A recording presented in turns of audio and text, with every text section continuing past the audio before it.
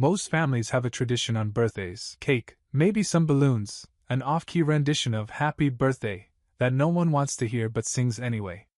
Mine had a different tradition: disappointment. Usually dressed up in a bow. Now, let me clarify. I'm not talking about the forgot to buy the right gift kind of disappointment. I'm talking about watching your parents hand your birthday present, with your name on it, to your younger brother while telling you, flatly, that you didn't deserve anything this year. And the worst part? That wasn't even the low point. I'm Tyler, by the way. 23 at the time this story begins, working full-time at a local hardware store while putting myself through community college at night. Not glamorous, but it paid the bills, and more importantly, it kept me from living under their roof full-time. Well, there, being my parents, Susan and Richard Wallace. Picture two people who read one self-help book about tough love back in the 90s and decided to parent like drill sergeants ever since. Then there's Dylan. Ah, yes. Dylan, the chosen one. My younger brother by 4 years. Born with the ability to charm the socks off strangers and the uncanny gift of falling upward in life. Wrecked a car? He's just a boy. Failed classes? The system's broken. Spent $3,000 on NFTs? He's investing in his future. Meanwhile, I was out here replacing pipe fittings and memorizing accounting terms just to afford second-hand textbooks. And if I dared to ask for help, my mom would hit me with her favorite phrase. You're an adult now. Time to act like it. I started learning how to act like it when I was 16 and got a job bagging groceries. And not to flex, but I was incredible at bagging. Eggs on top. Cans on bottom. Cold stuff always together. I took pride in it. My dad, though? He called it small-time ambition. That was the tone of my entire life. Small. Dismissible. Optional. So when my birthday rolled around that year, I didn't expect much. Maybe a grocery store cake. Maybe a happy birthday text from Aunt Cheryl if her cat didn't sit on her phone again. Definitely not a present. Not from them. Still, I showed up for dinner. Because part of me, some dented, rusty part, still hoped. They said we were having my birthday celebration at the house. Mom even told me, "Don't be late, your brother's already excited." Which should have been a red flag. I walked in carrying a 6-pack of root beer and a box of cupcakes I bought myself. Dylan was on the couch, playing video games. Dad was scrolling through his phone. Mom was lighting candles like we were expecting royalty. "Happy birthday," she said without looking up. "Thanks," I said. Dylan didn't even glance my way. "You brought dessert?" "Yeah," I said, setting the box down. "Figured I'd beat you to forgetting." They didn't laugh. I thought it was a decent line. Then, after a tense 15-minute dinner filled with small talk and Dad's in-depth explanation of why TikTok was ruining society, Mom got up and went to the hallway closet. She came back with a wrapped box. My heart did this little lurch, not because I cared about gifts, but because it felt like maybe, just maybe, they remembered. She placed the box on the table, smiled, and said, "We wanted to get you something really meaningful this year." I looked down. The tag said, "To Tyler." I looked up, met her eyes. And then she turned and handed it to Dylan. "Go ahead, open it." I blinked. Thought maybe this was a joke. That they'd laugh and say, "Just kidding, here's yours." But Dylan ripped it open like it was Christmas morning. A brand new smartwatch. Top-tier model. The kind that synced with your car, tracked your sleep, and probably could have alerted NASA if your heart rate dropped below sassy teenager levels. He laughed and slipped it on. Oh man, I've wanted this for months. I looked at my parents. Mom smiled and said, "You don't deserve anything this year, Tyler. Not after everything." Silence. What do you mean?" "You've been distant," she said. "Always working. Never helping out. We don't even know what's going on in your life." "I've been working 2 jobs," I said, stunned. "And going to school." Dad shrugged. "Doesn't mean you're entitled to a gift." Dylan chimed in with a mouthful of cupcake. "Hey, if you don't want the root beer." I didn't say a word. "Not then," Not while they laughed. Not while Dylan took a selfie with the watch and posted it with the caption, "Best birthday ever, party popper." My birthday. I just nodded.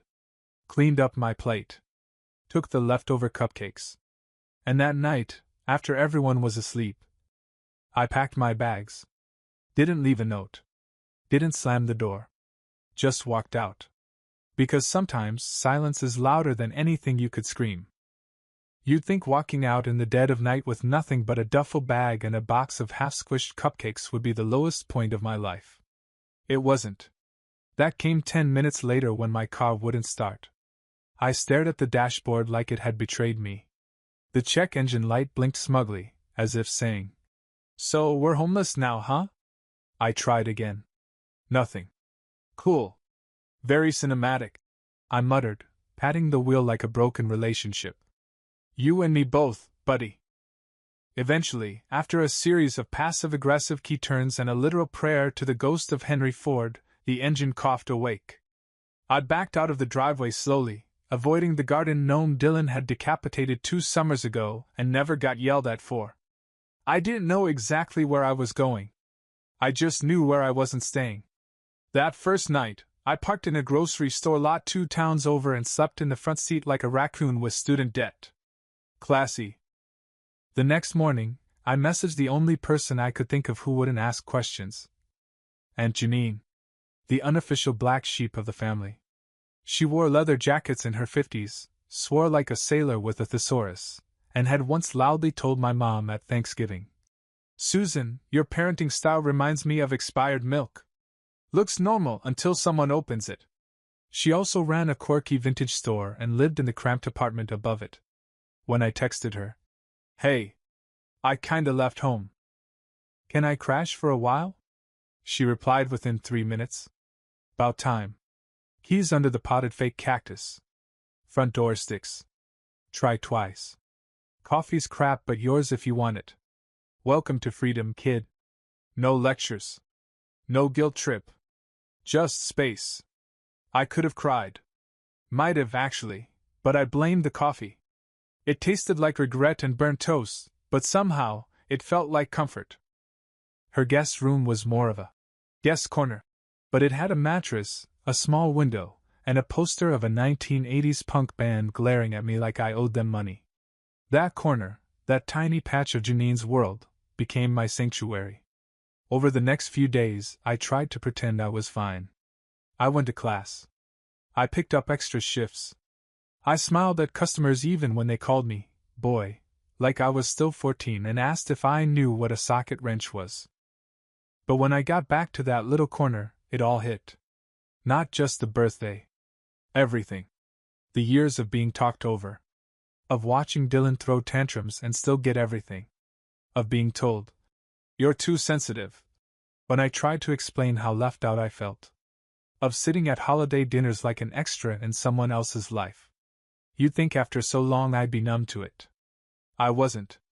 Even in that room, safe from their voices, I kept hearing that moment. "You don't deserve anything this year." Over and over. Janine noticed. She didn't pry. She just slid a second mug of that awful coffee across the table one morning and said, "I once got kicked out at 19 for dyeing my hair blue. Want to know what happened after?" I nodded. She grinned. "I won a chili cook-off, moved to Chicago for a year, dated a guy who could juggle knives, and accidentally stole a goat. Life's weird. It gets better." That was the first time I laughed since the birthday. And it hit me, hard, how much I needed that laugh. That week, I did something wild. I took a day off. I didn't call in sick. I didn't fake a dentist appointment. I just gave myself one full day to breathe. I went to a thrift store and bought a second-hand punching bag. Janine let me hang it in the hallway outside the guest corner. Every night, I'd throw jabs at it like it was wearing my dad's expression from that dinner. Not out of hate. Out of clearing. I wasn't trying to get revenge. Not yet. I was trying to remember who I was, underneath all the years of being told I didn't matter. Turns out, that version of me had a lot more to say than I thought. About 2 weeks after I moved in with Janine, something weird started happening. I started sleeping better. Not perfect sleep. I still had dreams about being stuck at that awful birthday dinner, forced to watch Dylan unwrap my presents while Dad gave a speech about earning things. But it wasn't constant. For once, the silence wasn't heavy. It was peaceful. And that silence helped me think. See, when you grow up feeling like background noise in your own house, you start doubting your volume. You wonder if maybe you really are too much. Too sensitive. Too dramatic. Too forgettable. But now, in Janine's cluttered apartment above a vintage store that smelled like incense and mothballs, I was starting to realize something. I was never too much. I was just too inconvenient for people who didn't want to listen. And realizing that? It was like unlocking a secret level in a video game. I started journaling, nothing fancy, just cheap spiral-bound notebooks filled with scattered thoughts, awkward poetry, and passive-aggressive letters to people I'd never send. One of them started, "Dear Dylan, remember when you threw my baseball trophy in the fireplace and laughed? Yeah, I do." Another one was just, "Dear Mom, I was never asking for everything. I was asking for something." Every time I wrote, I felt lighter. Then a shift. One night while I was helping Janine carry boxes from the store up to the apartment, she said, "You're good with this inventory stuff. Ever think about bookkeeping?" I shrugged. "Maybe. I'm okay with numbers." "Be more than okay," she said. "You're reliable. That's rare. Want some freelance work?" And just like that, I had a third job, but this one felt different. Janine paid me to organize her inventory sheets, catalog vintage pieces, and help her wrangle her online store listings. It wasn't glamorous, but I loved it. There was something healing about typing up descriptions like 1974 lava lamp. Green. Haunted? Unconfirmed. She let me create the blurbs. Said I had a weirdly charming voice. That felt like the first compliment I'd had in years that wasn't followed by a "but." I used the extra money to finally fix my car. Then I started saving. I also reconnected with a classmate from night school, Marcus, a guy who always had 2 pens, a caffeine addiction, and 0 social filters. We started studying together, grabbing late-night burgers after class, talking life. One night he asked, "So why'd you bail on your family?" I hesitated. Then I said, "They told me I didn't deserve anything, on my birthday." He just stared at me for a second. Then deadpan, "Dude, that's like the origin story of a Batman villain." I laughed so hard I nearly snorted milkshake through my nose. That was the night I realized something important. I wasn't trying to become some cold, bitter loner with a grudge and a punching bag addiction. I just wanted to stop carrying their voices in my head like they paid rent. That week, I made one quiet decision. I wasn't going back. Not for holidays. Not for family dinners. Not even for closure. If they wanted to know how I was doing, they could scroll, because I finally created a LinkedIn. Updated my resume. Took a new headshot. Even shaved for it. It felt stupid at first. Like I was pretending to be someone successful. But then again, maybe pretending was the first step to becoming. And I wasn't pretending to be their version of me anymore. I was building mine. It was a Tuesday when it happened. Janine was in the shop downstairs arranging a mannequin to look like it had sass, and I was upstairs trying to decide if freelance inventory manager sounded too ridiculous to add to my resume. Spoiler, I added it anyway. With confidence. That's when my phone buzzed. Not a text. A notification from the old family group chat. The one I forgot I hadn't left. Birthday planning time! Party popper, party popper. It was from my mom. I stared at it for a second. For a moment, I actually thought, maybe it was a late apology. Maybe they were planning my birthday a month late. Maybe this was a slow, awkward gesture of reconciliation and... Nope. I opened the thread and saw 23 unread messages, all about Dylan's upcoming birthday party. Venue options. Cake designs. Whether they should go with a Marvel or a more adult, theme because he was turning 19 now and apparently very mature. Then I saw this gem from my dad. Let's make it big this year. He's been working so hard. I dropped my phone. Not on purpose. Just one of those moments where your hands forget they're supposed to function because your brain short-circuited from sheer emotional whiplash. He'd been working hard? What? On rearranging his gaming chair? On flirting with baristas until they misspelled his name intentionally? I felt heat rise in my neck. Not even anger. Something worse, that old, familiar sting. The feeling that no matter how far I got, I'd still somehow always be less to them. And the worst part? They hadn't removed me from the chat. That meant they weren't even pretending I mattered enough to hide things from. Janine noticed the silence and popped her head in. Someone die? Kind of, I muttered. Apparently Dylan's birthday bash is now the Met Gala.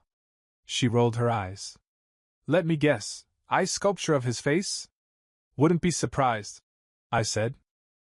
They're debating between red velvet or Oreo cheesecake. I got a dry cupcake and a passive-aggressive comment. Wow, she said, sitting beside me. You must really suck. I snorted. She nudged me. Hey, you okay? I thought I was, I said honestly. But this, it still gets me. Of course it does, she said. It's like stepping on a Lego. Doesn't matter how strong you are, it hurts. I let out a long breath. It wasn't the party. It wasn't even the cake. It was the realization that even after I left, they hadn't noticed I was gone. Not one message. Not one call. Just radio silence from the people who once told me, your family. Blood is everything. Turns out my blood type must have been neglected. Still, I didn't message them. Didn't lash out. Didn't type the angry paragraph I wanted to post in the group chat about hypocrisy and favoritism and, Dear Dylan, congrats on being the golden child of the century. Nope. I just screenshotted the conversation, closed the app, and sent one text. To Marcus. Me. You still got that event gig you mentioned? Marcus. Yep. One spot left. You in? Me. I'm in. Let's go big. Because if they wanted to throw a party without me? Fine. But I wasn't going to sit around and watch. I was going to throw myself into something better. And this time, they could be the ones watching from the outside. The event was nothing like I expected. I thought it'd be a cheesy corporate mixer with bad hors d'oeuvres and even worse background jazz. But when I walked into the downtown convention center in my one decent button-up, collar slightly uneven, nerves fully active, I realized something. This wasn't small time. This was real. Marcus greeted me at the door holding a headset and a clipboard like he'd been born in logistics. Tyler! Welcome to Organized Chaos. You're on badge duty. Don't mess up. People are very attached to their name tags. I grinned and followed him past rows of booths, banners, and glittering lights. It was a tech/startup expo, the kind that gathered small business owners, early-stage developers, and way too confident people handing out QR codes like gospel. My job? Hand out badges, help with booth check-ins, and not get in the way. Simple. Except, 3 hours in, I found myself explaining a vendor's digital POS system to a guy twice my age who couldn't find the login button. Then I fixed the tangled HDMI cable behind a stage monitor without being asked. Then I helped an anxious speaker whose slides had gone missing, because her flash drive was inserted upside down. Yes, really. By the time we hit 5 p.m., one of the event managers pulled me aside. You with the production company? I shook my head. Just helping a friend. Well, you've been the most competent person I've spoken to all day. You looking for work? I blinked. Yeah? I mean, kind of? Good, she said, handing me a card. Call me. We do events all over the state. People like you? We need more of. I just stood there like an NPC who had no dialogue programmed after that moment. Someone needed me? Not to fix their Wi-Fi or clean up after a tantrum. Not to fill the silence, or drive the car or explain for the third time how taxes worked. They needed me because I was good. That feeling stuck with me the entire weekend. Marcus and I worked the event until Sunday night. When we finally sat down in the back hallway with lukewarm pizza and dead feet, he clinked his soda can to mine and said, "You're a natural." I laughed. "At what? Sweating through collared shirts?" "At showing up," he said. "At doing things right when no one else will. You're solid, man. Most people fake it. You don't have to." I didn't say anything for a second. Then I asked, "Think I could actually work in events?" He shrugged. "If you can handle badge printers and crying keynote speakers, you can handle anything."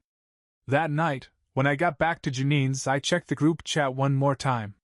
Still buzzing. Photos of Dylan trying on outfits. Mom writing, "So handsome," in all caps. Dad adding thumbs up emojis like he was being held hostage by his own phone. Still no mention of me. So I posted something of my own, not to them, but publicly. A simple post on LinkedIn. Worked my first major expo this weekend. Was supposed to be background support. Left with 3 connections, 1 job offer, and a little more belief in myself. Nothing bitter. No sarcasm. Just truth. I didn't tag anyone. But I knew my dad still had a LinkedIn. And I knew he'd see it. The next morning, the post had 117 likes. And 1 comment I'll never forget. "You've handled every problem like a pro. Let me know if you're ever looking to relocate. We'd be lucky to have you. Regional Events Director, Phoenix Chapter." For the first time in years, I didn't feel invisible. The first red flag should have been the client name, Wallace. But it's a common name, right? I mean, I've met at least 3 Wallaces at the hardware store. One of them tried to return a lawnmower he never used. That somehow had grass jammed in places grass should never be. So I didn't think anything of it when Carly called. "We've got a last-minute event," she said. "Private birthday party. Big deal. VIPs, influencers, drones flying overhead, the works." "What's the role?" "On-site logistics. You'll manage vendor setup, arrival schedules, and make sure the transitions between activities go smooth. Can you handle a guest list of 300? "I once survived a Wallace Thanksgiving," I said. "I can handle anything." She laughed. "Good. You're on." I didn't even ask for the client's first name. Why would I? I showed up at the venue 2 hours early, pressed shirt, freshly polished shoes, the whole deal. Janine had offered to iron my blazer, then threw in a pair of gold cufflinks she accidentally stole from a terrible first date in 2009. "Look sharp," she said. "Nobody messes with a man who matches his buttons." The venue itself was ridiculous. Chandeliers in the lawn tents, valet parking for the catering trucks, and a fondue fountain taller than my childhood self-esteem. I grabbed the clipboard, greeted the floral team, and helped a DJ who was arguing with a fog machine that refused to fog. Just another day in production. Then I checked the printed guest itinerary. My hand froze. Birthday client, Dylan Wallace. Event coordinators, Richard and Susan Wallace. I had to sit down. Literally. I sat right on a marble planter, probably worth more than my car, and blinked at the name again. No middle initial. No room for doubt. My brother's birthday party. And here I was, unknowingly hired, to run it. I didn't panic. Didn't laugh. Didn't cry. I just sat there, mentally reviewing every choice I'd made in the last 6 months that led to this moment. Had to be some cosmic joke. The universe saw my LinkedIn post and said, "Cool. Now let's test his emotional restraint." I stood up slowly and walked back to the prep tent, heart racing but face calm. I didn't tell Carly. Didn't text Marcus. Didn't call Janine. I didn't need to. Because suddenly, everything clicked into place. All the moments I thought went unnoticed, the late nights, the side gigs, the ignored birthdays, the silent exits. They'd led me here. To their party. To this party. And for once, I was walking in the front door, even if I came through the service entrance. I handled the prep like a pro. Directed the balloon arch install. Smoothed over a mix-up with the party favors. Solved a cake crisis when the bakery delivered a Fortnite-themed design instead of Marvel. Because Dylan was apparently over superheroes now. Then I checked the guest list. Again. Not a single mention of my name. Not even an a strange family member, TBD. They had invited their dentist, their financial advisor, a dog groomer named Baxter, who I'm 98% sure is the dog. But not me. And yet I was there, clipboard in hand, headset in ear, running the show. When Carly passed by with a tablet in one hand and espresso in the other, she glanced at me and said, "You're calm under pressure. Keep it up, Wallace." She didn't know. None of them did. But I did. And that was enough. Because this time, I wasn't some afterthought watching from the cheap seats. I was behind the scenes, pulling the strings, holding the schedule, and silently setting the stage. The party kicked off at exactly 5 p.m. Valets jogged to park cars that looked like they came with trust funds. A harpist played "Happy Birthday" like it was a symphony. The signature drink was something called the Blue Sparkle Blitz, which tasted like mouthwash and glitter anxiety. And there I was, headset in, clipboard ready, quietly running the show. I made sure the dessert trays got restocked. I retaped a fraying extension cord. I helped a kid fix his bow tie and reassured a woman in heels that, yes, the bathroom was air-conditioned. Still, no one noticed me. Especially not them. When Mom, Dad, and Dylan finally arrived, they walked in like royalty. Mom wore a pale blue silk dress and heels that probably cost more than my monthly rent. Dad wore a fitted sport coat and his smug "Father of the Year" face. Dylan? He wore a tailored jacket with his initials embroidered on the cuff, because of course he did. They walked right past me. I didn't expect a parade or a hug. But not even a flicker of recognition? Part of me thought they were faking it. But no, they genuinely didn't see me. Or worse, they saw me but didn't register that I was worth seeing. That feeling? That deep, cold familiarity of being overlooked? It hit me like a punch to the gut. But this time, it didn't crush me. It clarified me. I moved through the event like a ghost with a plan. Managed the magician's setup. Smoothed over a minor flower crisis. Told the AV crew when to cue the slideshow. I even redirected a waiter who almost served vegan cupcakes to the wrong table. Professional. Cool. In control. Then came the toast. Dad stood near the stage, holding a champagne glass. "To our son," he began. "The one who brings this family so much pride. You've worked hard. You've shown drive. You've always stayed loyal." Loyal. That word knocked the air out of me. Like I hadn't been loyal. Like I hadn't spent my life showing up, cleaning up, swallowing every backhanded compliment, every missed holiday, every silent rejection. People clapped. Mom dabbed her eyes. Dylan beamed like a golden statue that believed its own legend. I didn't move. I stood near the back, hard hammering, wondering if I should leave. Then Carly handed me a mic. "Guests love you," she said. "Say something quick." What? "No. This isn't." She smiled. "You've earned it." I walked up slowly. Stepped beside the cake table. It was 3 tiers tall, covered in edible gold leaf and sculpted icing. A sugar figurine of Dylan stood at the top holding a little dumbbell like he just saved the world through fitness. I cleared my throat. "Hi everyone," I said. "I'm Tyler, tonight's event coordinator." A few people clapped. "I just want to say it's been an honor running this evening. We've had cake drama, light fixture battles, and some very passionate debates about balloon symmetry. But it's been worth it. You've all been a joy." I smiled at the crowd. And then I let my eyes scan the room. Until they landed on them. Mom's smile slowly faded. Dad tilted his head like I'd just spoken in code. Dylan blinked, and then his jaw dropped. There it was. The moment. Recognition didn't just hit them, it slammed them. I didn't say anything more. Just nodded politely. Held their gaze for a second longer.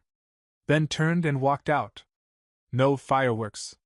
No tantrum. Just the quiet click of my dress shoes on the patio as I left. I made it halfway across the parking lot before my phone buzzed. Then again. Then again. I looked down. And Mom calling. Dad calling. Dylan calling. Over and over. I didn't answer. By the time I got in my car, the screen showed 74 missed calls. No voicemails. No texts. Just desperate rings. For the first time in their lives, they didn't know what to say. And I wasn't about to help them find the words. I didn't answer a single call. Not that night. Not the next morning. Not even when Mom sent 3 texts that just said, "Please. Call me. We need to talk." No context. No apology. No happy birthday. Either, not that I expected one. I wasn't even on their radar until I stood behind the mic. They didn't care until they were embarrassed. And I wasn't going to be their embarrassment sponge anymore. I spent the next day sleeping in, eating waffles with Janine, and helping her reorganize the store window with a mannequin dressed like a disco librarian. At noon, I posted a photo to my socials, nothing fancy. Just me in my event blazer, standing near a stage, a quiet caption underneath. Not bad for the son who didn't deserve anything. No tags. No drama. Just truth. That post went viral in my small circle, and far enough beyond it that even people from my old high school started commenting. A week later, I got a letter in the mail. No return address, but I knew the handwriting. Mom's. Inside was a folded note that read, "We didn't know. We're sorry. Come home?" I stared at it. Then I picked up the envelope, walked to the kitchen, and slid it into the recycling bin. Didn't shred it. Didn't burn it. Just let it go. Because the truth is, I was already home. And this time, I wasn't leaving.